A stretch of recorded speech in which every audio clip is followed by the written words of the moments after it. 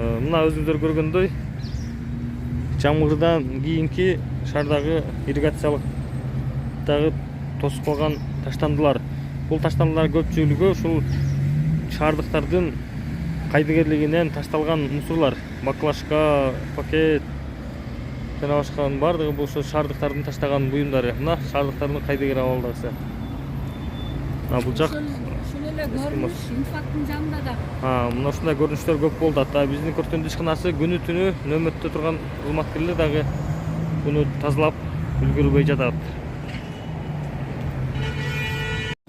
Саламатсыздар шаардыктар. Мына шаарды таза кармабагандыгы үчүн шаардыктардын кайдыгер мамиле кылган үчүн мына жамгырда көрсөтүп атат. Мындай бол кече жамгырдан улам шаардагы ар жердеги таштандын баардыгын агып келип, мындай арыктарга суу өтмөктөргө тосуп калып атат. Мына караңыздар. Ошон үчүн мына бул жакта азыр бир машина, бир трактор тележка болду.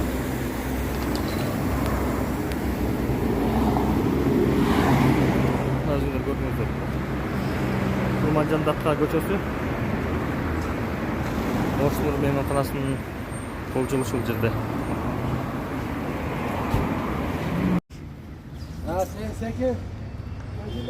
Buna birinci poliklinikanın aldı. Hanipe, baldarını çakır şu yerde tazalap çıkarttır.